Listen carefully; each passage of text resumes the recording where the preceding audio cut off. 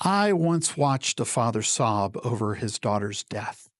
She was 8, leukemia. And as he collapsed beside her hospital bed, someone from the church whispered, trying to help, I think, God has a purpose for everything. He didn't punch the guy, but he never came back to church again.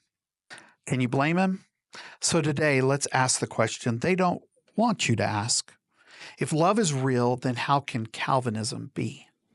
I'm Theology Jack, your guide in exploring life's biggest questions and mysteries. Today, we're walking into sacred territory with muddy boots, because this isn't just a debate about predestination. It's about what kind of God we're talking about when we say love, and whether that word still means anything if Calvin was right. Let's start with the basics. Calvinism, named after John Calvin, a 16th century French reformer, centers on the idea that God is completely sovereign, that God predestines everything, every choice, every breath, every outcome, including, yes, who's saved and who's condemned. Before you were born, the story was already written. And if you're not chosen, too bad. You're not just going to hell, you were created to, on purpose, for God's glory, which is a pretty horrific PR strategy, if you ask me. I mean, imagine being told that the God who loves you also designed you to burn forever and calls that justice. It's like saying, I love my dog so much, I built a fire pit just in case he barks wrong. Make it make sense. But here's where Calvinism really collapses under its own weight. It redefines love into something unrecognizable. Because if love doesn't include freedom, it's not love, it's programming. If love coerces, manipulates, or pre-decides your fate without your say, it's not relational. It's domination dressed up in divine language. And I get it. The logic is seductive. God's in control. Nothing surprises him. Everything has a purpose. It sounds comforting until it isn't. Until your child dies, until your prayers go unanswered, until you realize you might not be chosen, and there is nothing you can do about it. That's not comfort, it's cruelty. Here's where things started to shift for me. I had a professor once who told us that Calvinism is logically consistent, and he was right. It's airtight. If you accept the premises, everything locks into place. But so does a prison cell.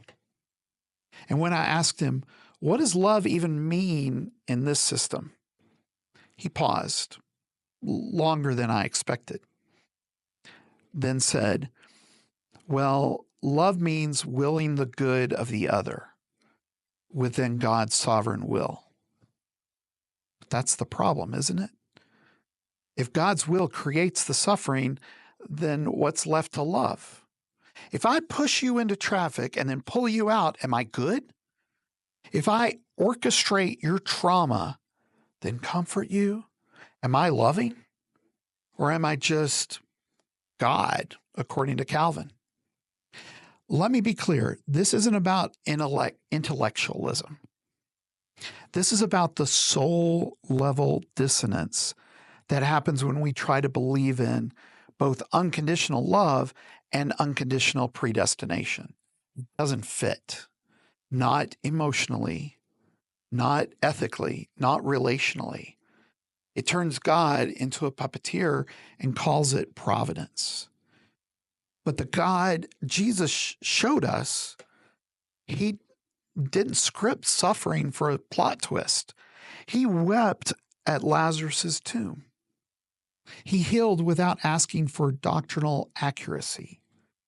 He told stories about prodigal sons, not predestined outcomes. And when he prayed in Gethsemane, sweating blood, pleading for another way, he wasn't following a script. He was wrestling. That doesn't sound like sovereignty. It sounds like love, real love, risky love, love that could be rejected, love that chooses to show up even when it's not guaranteed a happy ending, because that's the only love that means anything. And yeah, I know what some of you are thinking. But Scripture says God chose us before the foundation of the world. Yes, but maybe being chosen doesn't mean others are rejected. Maybe it means God invites, initiates, embraces, and we respond or not, because love never forces itself. It knocks. It doesn't bulldoze. Here's where I really broke with Calvinism. When I realized that if God predestines some people to eternal torment and calls that glory, then we've lost the plot, because that's not a God I can worship. That's a villain with good branding. And maybe, just maybe, it's not heresy to say that out loud. Maybe it's heresy to pretend that it's love. I know this is uncomfortable because Calvinism doesn't just offer a worldview, it offers certainty. And when life feels chaotic, theological certainty can feel like a life raft. But here's the twist, it's not. It's a cage. Because when everything is predestined, nothing is meaningful. Prayer is performative. Justice is irrelevant. Grief is just a script you're forced to follow. And love becomes a euphemism for God got what God wanted. But love, real love, lets you choose. It lets you leave. It lets you rage. It lets you come home again without conditions. So if love is real, then Calvinism can't be. Not the kind of love that weeps and waits and walks with you. Not the kind that dies on a cross instead of calling angels to crush the enemy. And definitely not the kind that needs eternal torture to feel glorified. So what do we do with this? Maybe we walk away from the systems that told us God's love had a catch. Maybe we stop calling determinism devotion. Maybe we finally admit that any theology that makes you question whether you're lovable has already failed. Because love doesn't need fine print. It just needs space to grow, to breathe, to be mutual. So ask yourself, if love is the truest thing we know, why would God be anything less? What do you think? Drop your thoughts in the comments. I'm reading everything and might even include your ideas in a future video. And a quick reminder, click like just to be cool. And hey, if this is your kind of stuff, hit subscribe for more. It helps me so much. Let's map ideas that can change the world together. And thanks for watching till the end, fellow explorers.